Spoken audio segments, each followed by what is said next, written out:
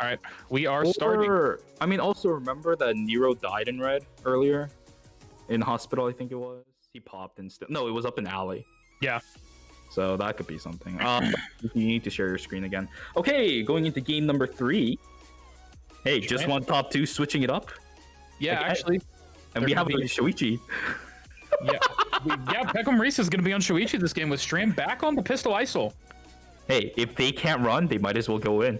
Their entire story this tournament has been running away from fights. This Shoichi shows that they're just going to go in. Yeah, which is very interesting. You can't run the Shoichi that often. No, it's very hard to run a Shoichi unless there's a crap load of wild animals over a wall that you have vision of. So this pick right here is showing me that Fried Avocado, they're going to just try to get their power spike early.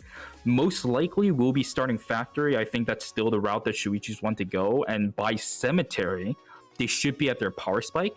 But remember, Team Shukai Bin Chilin is always at Cemetery this early into the game.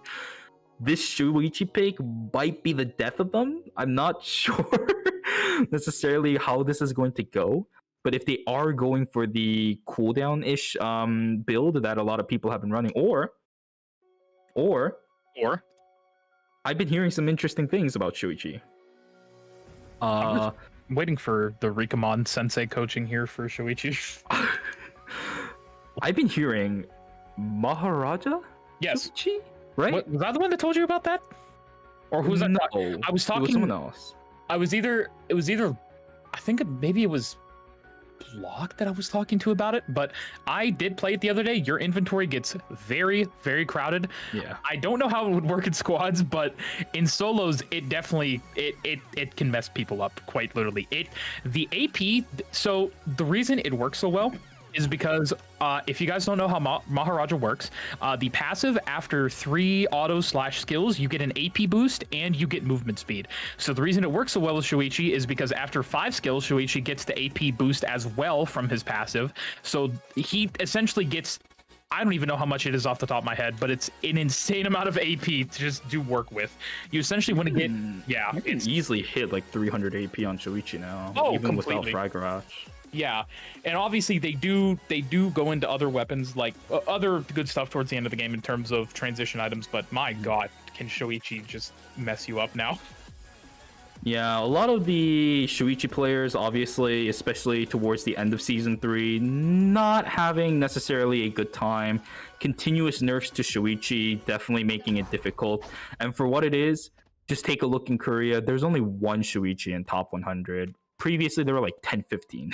You can kind of go to see how the story of Shoichi has evolved throughout the season. But yeah, in the end, Shoichi players are going to have to deal with what Shoichi players have. Yuki, your stream is not loading for me for some reason. Yes, no, it's the same for me. You have to restart it. But oh god, I love Discord. We just got to use TeamSpeak. All right, but now we have the stream up for us, you know, casters in the caster booth, aka the State Farm Odyssey. No, there you go. It's the Odyssey. You can't count in State Farm, okay? You gotta say Odyssey now. Odyssey. I don't. Who's our sponsor? 5 guys. Odyssey. 5. Odyssey. This is the. Pardon? Oh yeah. Okay. I agree. I can see some Chick-fil-A action. There we go. Please. Love we Chick-fil-A. need food. I'm starved right now. I am too, man. I've had 1 Pop-Tart today. I haven't had anything today. Okay, well, yeah, dude, I'd rather have nothing than a Pop-Tart. Like, I'd take a Pop-Tart. Dude, but like, I don't know. Anyways, oh no, hold on. It's Heart of Vietnam. Are we seeing this again, or is he just gonna hit the AIP and just move on out of there? I'm so surprised that this team lets that go. In game number 1, they should have already known. And Heart of Vietnam, they took a massive risk by being at archery range at that time, which I don't think they should have done after game 2. After game 4, sorry, I apologize. But they got away with it. I don't know if they got every single one of their items, obviously, but they're finally able to meet up with their teammates down in Hotel. And this team right here, team number 2, has been such a wild card in this tournament because in previous tournaments, they did really well. In this tournament, I'm not necessarily going to say that they're playing bad, because they are not. But they haven't been doing as well, I'm pretty sure, as they kind of expected themselves to at this point. Very much trailing in points compared to Team Feral Asia 2 and Team Shukai Binchilin. But that's a scary team. You make any mistakes, you're gonna die to it. So being able to knock out early kills against that team would definitely be beneficial. So letting a Yuki bypass just like that with no issues whatsoever, maybe not the greatest decision. Yeah, it definitely has been a absolute tornado of disaster for Team 2 for the last while, because it seems like they have been playing up to par with Team 1 and Team 3. Especially, they're able to. Nobody's contesting them at this tree for quite literally the last 5 games, as far as I can remember. I don't think anybody has been very impactful. Same with Team 1. Like, nobody's contesting either of these trees. I think there was a bit of a scruffle last time. Obviously, we saw between Team 3 and Team 1. You know, they fought a little bit early, but I believe that was in day 2, if I remember correctly, in Chapel, which is when Tack got down, which is one of the causes of confusion earlier that we were talking about. But as far, I don't know. It's kind of weird that nobody's really adapted their strategy to contest either of the teams.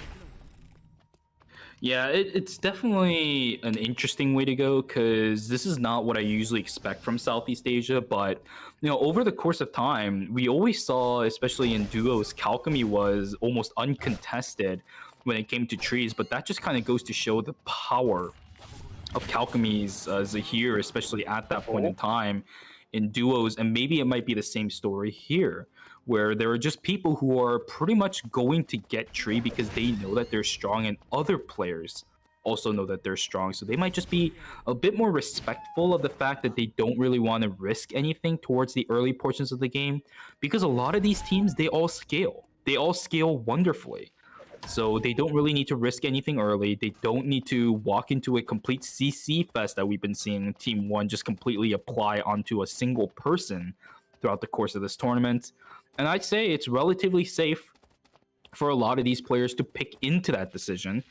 But the performance, obviously, is going towards the teams that have been picking tree. Yeah, exactly. It's been a little bit skewed, as you said. And even despite that tree, we do see Elena now on the glacials this game, building into the EOD right now for themselves. And I'm really hoping we see something out of them this game. I definitely could predict a victory. Oh no, Monosaki using the walk it off to get over the wall. Mr. Bai now with the steady shot, and he's not going to have that thing up for 20 seconds. Walk it off, I believe, is a 22-second cooldown at level 1. And it looks like Visca and Android, I don't know what they're doing. They're not grouped up at all. Visca's in Cemetery and Android's in Pond. I think at this point, a lot of players in game number 5, they know that they're not going to be able to do anything. They will play in a very random path. Oh, whoa, hold on. What is going down here in Dock? We have a very interesting conundrum going on. Nero going in. Pekko Marisa not going to be able to do much. There is the Ruthless. Yeah, oh, hold on. That was a whole lot of damage out from them right now. Now Sumanai is forced back. Actually, Karairo chasing with the Chainsaw Murder. Auto attacks on Nero. Queen hitting Mirai Bell. There is the Rebel Assault. Nero is checkmate. Mirai Bell does not have it now. Marisa is trying to catch up to them. Castling now down. Queen is up and ready again, and they need to actually just go back for Nero right now. That is definitely the play here. Team 2 now going to spawn in right below them. Not actually, I don't know if they're going to see the pings of what's going on. They're just trying to get vision and Dock right now. Probably go for the bears, and that'll be Nero actually falling. What we thought was going to be a terrible fight for Team 5 there, actually they completely turned it around. The Ruthless from Pekka Marisa, Nero was not able to track him with the Burn to a Crisp, the Jukai ultimate, and now that's going to be a big blow for Team 1's chances at actually taking first now. Yeah, it's an incredible Ruthless as well, as you mentioned, simply because of the fact that every single one of those dashes went through both Nero as well as Mirai. That Ruthless damage, the dash, an incredible amount of damage if you are able to get it off on multiple people multiple times. And Pekko Marisa, this is what I said earlier, picking the Shoichi, this kind of goes to show you are literally just going to be going in 24/7. Now we have a fight that could be brewing. Part of Vietnam, they are jumping on top of this. Pekka Marisa, they don't have the Ruthless anymore. How are they not dead? Okay, there it goes. No, but The they Shuichi. walked into the team. They didn't actually try to run away. I don't know if they thought they had the Ruthless up or what happened there, but Now it's up. jeez. And also we do see Nero actually getting rezzed down there in dock, so not much actually going to come out of the kill to Pekka Marisa. And ironically enough, Pekka's going to be the one to fall now. Yeah, a little bit of an unfortunate situation, but the fact of the matter is, the earlier the resurrection centers go down, the more dangerous this game becomes towards the latter point.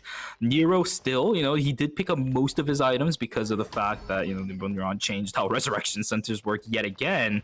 But Nero doesn't have an arm. They are still sitting on the fireman's helmet. They are substantially behind. Still sitting on that glacial ice as well. They're actually going to drop it for, it's actually going to be the Sua that decides to pick it up. What are they really planning with this? Bracelets are gone in Uptown. They're going to have options towards beach for mousetraps if they really choose to do so. What does that Sua have in their inventory that merits them going for the glacials? It's going to be the Scotties. Yeah, the Crimson Bracelet, along with the Glacial, obviously makes Scotty, which is lovely for Sua. The HP per level helps out a whole lot, and now they're actually going to be able to get the other tree in Forest as well. Probably going to be going for the other glacial item for Nero this time around. They still are remaining without an arm piece for themselves. So as long as they are able to find themselves another set of bracelets, I believe, because Sumanai should have an extra Spike Plank available. It's going to be Tack now going in onto Visca. They don't have the basic attacks going off, so the crit not really going to be resulting in that much damage. A greatly timed Gentleman's Dash should allow Visca to get away, or is that going to be the case? No, the stun's actually not going to be there for Moro. Visca's going to have to run into the red, and this team is desperate to get kills. They're going to be running towards the wrong direction. Moro! Okay, I was going to say, why are you just using... why not just walk back into beach where your teammates are? There we go. So this team is going to have control over Beach Android running through Cemetery to try to get whatever they really need to do. So Pekka Marisa, no, this is very dangerous, but it is going to get picked up. And we go back to a low state yet again. And the only players remaining dead at this point are Pekka Marisa as well as Monosaki. Both can definitely be resurrected if those teammates choose to do so, as there are 2 resurrection centers still remaining. Alpha will be going down to Kurai as well as Stram, and they're probably going to be aiming to pick up their teammate of Pekka Marisa very, very soon. Now, question is, what do you think they're going to do with this Mithril? And Carrara does have the Glacial Ice online as well, which I believe they definitely want to do something for Shuichi with that, either the Glacials or the Scotty. But what do you think they'll do with the Mithril in terms of that? I do believe the most obvious choice would probably be for Kurairo getting off of that Moto Helm into a Myth Helmet, which would make him even more tanky, more attack speed, everything that Dagger Jackie wants in this case. Or that's really the only thing I can think of right now for them in terms of myth items.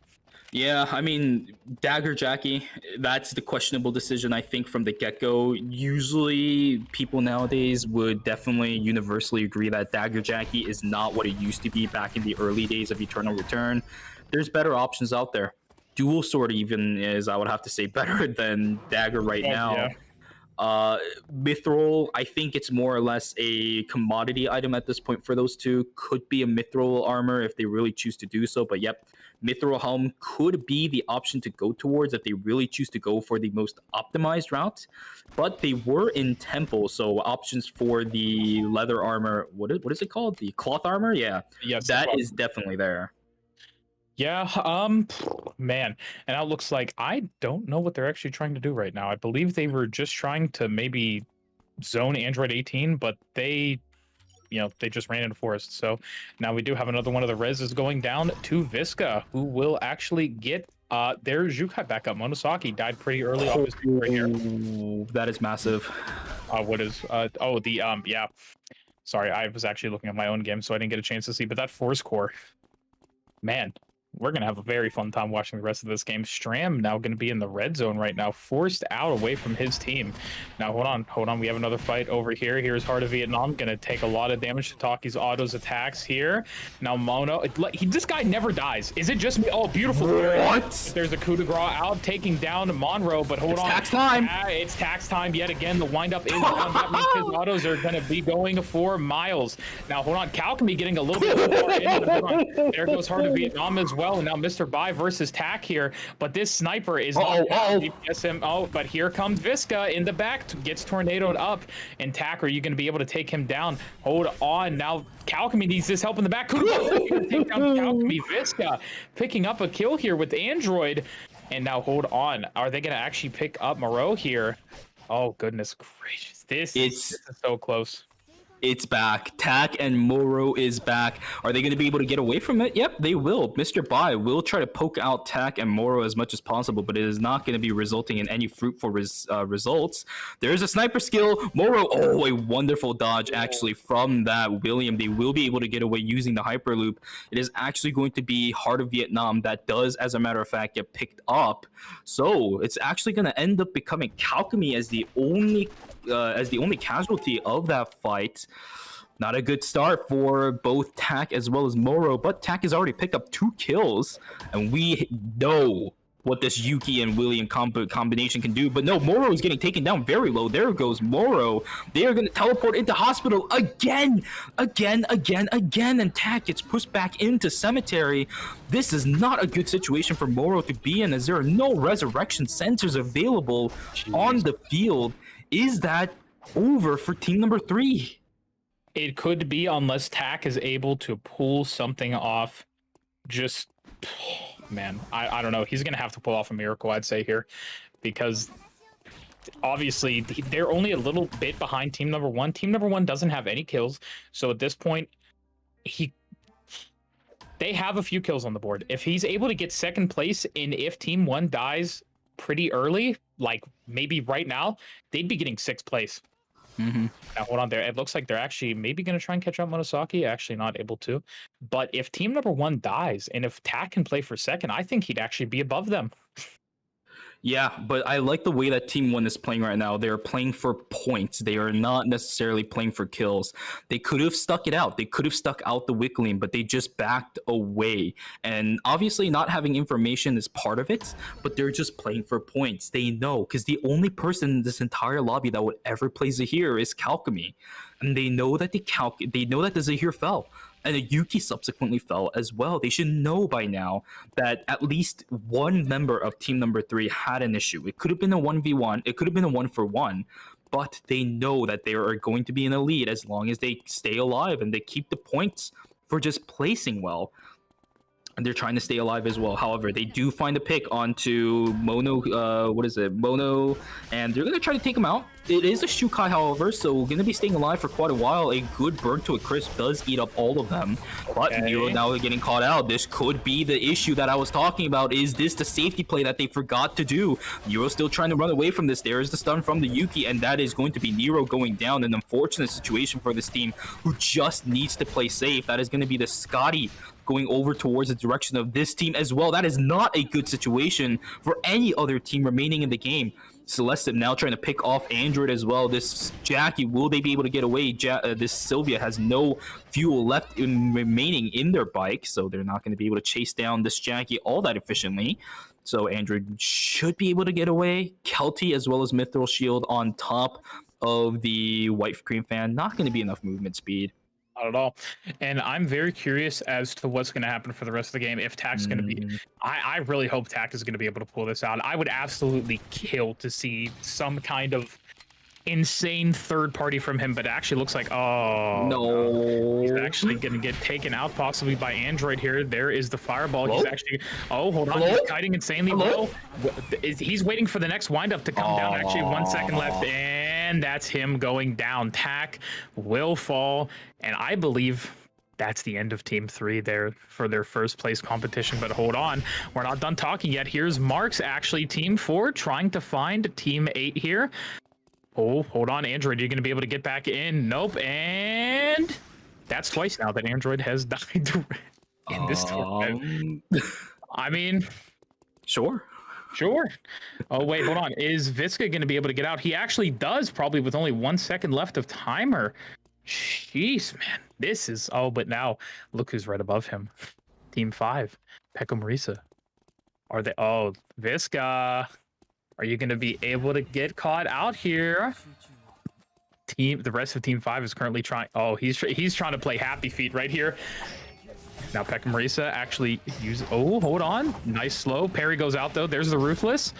Now they're just gonna try and hop onto him. I guess Stram doesn't want anything to do with this. Stram is just trying to get out right now. Oh, but Stram TP's right into hospital, right on top of Team 2, Mr. Bind Gang. Oh, but oh no, this is not good. Oh no. Oh no. Visca gets the coup de grace off, and it basically doesn't honestly do a whole lot of damage. Are they going to be able to make it all the way around? Oh no. Oh geez, what's going to happen here?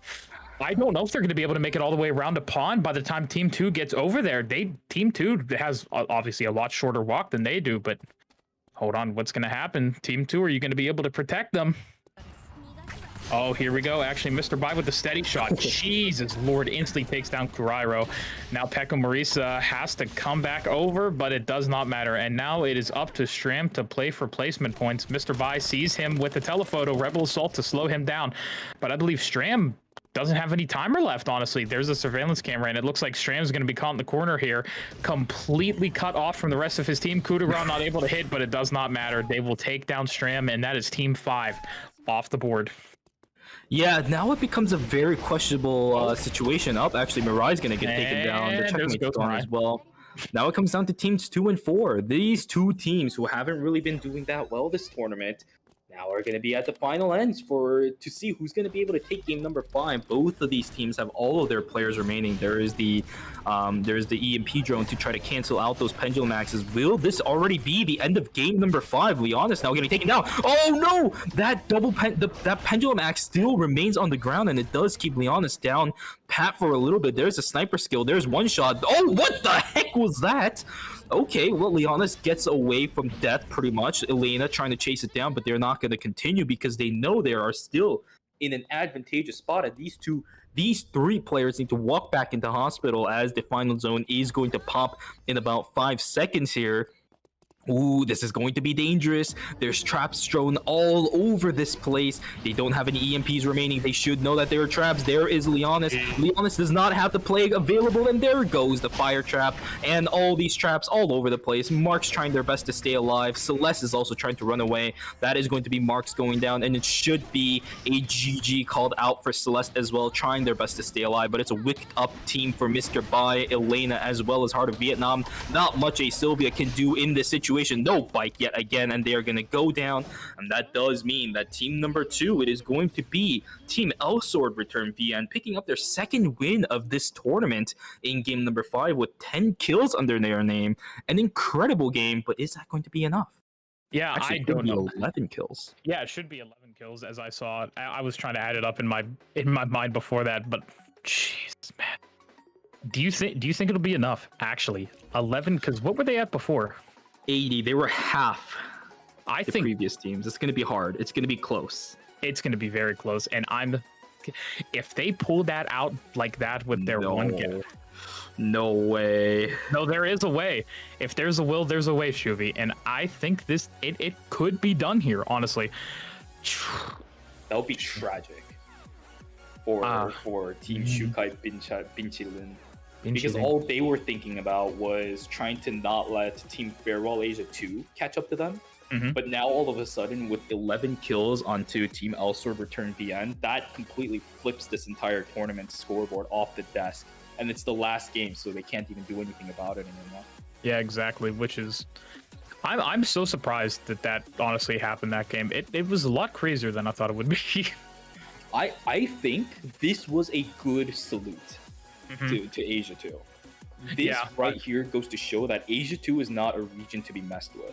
I'm pretty sure I know what the result is. Let me take a look. Okay. All right, okay. So in 6th place with 34 points, we have just one top 2. In 5th place, we have Fried Avocado with 50 points. In 4th place, we have Quick Fast with 82.